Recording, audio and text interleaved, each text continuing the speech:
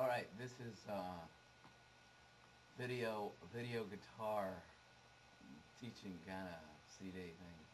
Anyway, when I was a kid I had this book called Improvising Rock Guitar, and it had a little record with it, and it had I lost my voice, sorry about that, and had to deal. And it had a little record with it, and had all these pictures of the guitar player playing rock cliches and stuff, so I thought I'd do my own version of that. So here's a bunch of rock cliches, and we'll just start with cliche number one. Alright, so we're going to start with the first bend, and I'm going to work out of that A pentatonic blues scale that I showed you all. I'm going to do it all in the key of A, so it's not to be confusing. The first bend is this. You can bend it up or down. Add a little vibrato at the end of it. Okay. That would be kind of cliche 1. Cliche 1A is where you hit the next string, the next note in the scale, with it or after. So, I don't know if you can see that on my video there. Right, so I'm hitting, let's see if you can, I'm hitting the, and you can play them both together too. Right, there's your Santana kind of thing, right, that O Sherry kind of lick. Okay, so then an offshoot of that one is where you kind of bar across these two. This is like cliche 2 or I don't know 3 or something like that.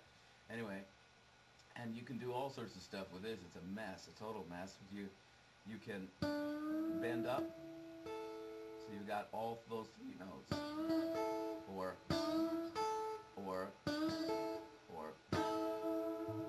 right?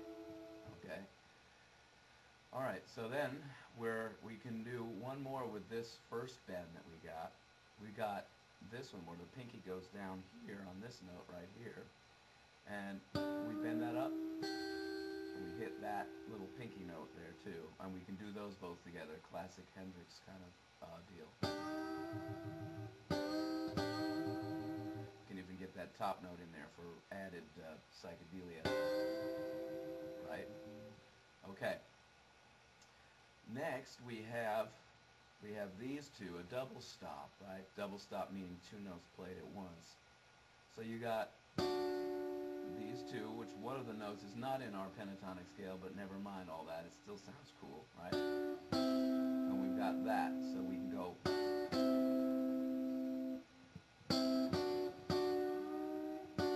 You can bend them and shake them, right? You can me and my friends. Okay. So after we got that, let's move to this one, right? So we've got,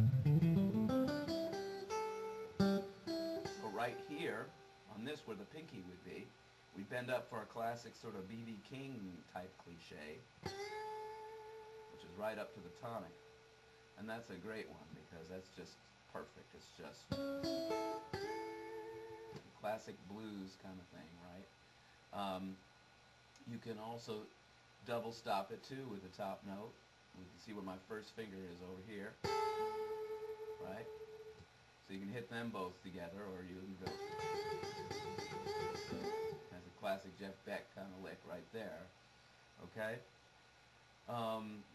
With this one also you have this, again, our old friend that doesn't fit into our scale really of our pentatonic, minor pentatonic mode, but for some reason when you hit those two together you got your kind of rockabilly sound there. Right? Slide it up half a step. Okay. Let's see. Give me a second to think and I'll be back with some more. Okay, here's another little segment about, we dealt with string shaking or bending, but you can also hammer and pull, right? And a hammer and a pull, sorry about my voice, it's just not here today, is nothing more than striking the note with a pick and then applying the next note in the scale to it, right? So you've got, so you're just kind of going off the first pick, and you're just hammering down with a finger on the next note. I don't know if you can see that, but I'm just playing the fourth string there. You can also pull off, right? So you can do, and then hammer and pull. You get a trill, right? These are real useful things for, say, like Hendrix tune, where, let's see if you can see this, where, you know, he'll do something like this.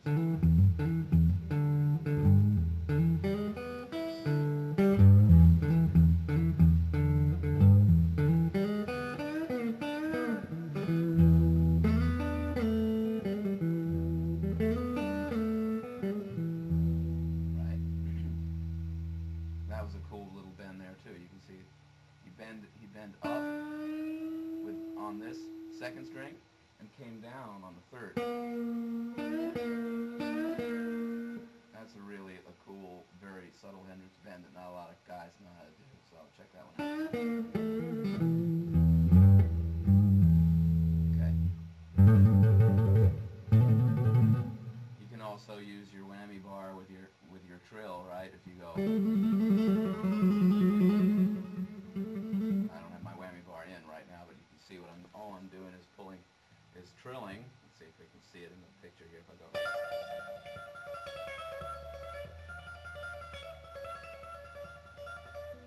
okay. Anyway, next segment. Okay, another thing we can do is we utilize all the controls on our guitar to get wacky sounds too. So don't forget your volume control. If you got a Strat style guitar, the volume control is really a cool thing to mess with. You can sort of cup it around. You can sort of see my pinky is going to sort of hook around here and roll that volume up, so that I can get that seagull sound, or that sort of soaring guitar sound, just by rolling the volume up, like a volume pedal basically. So you get something like this.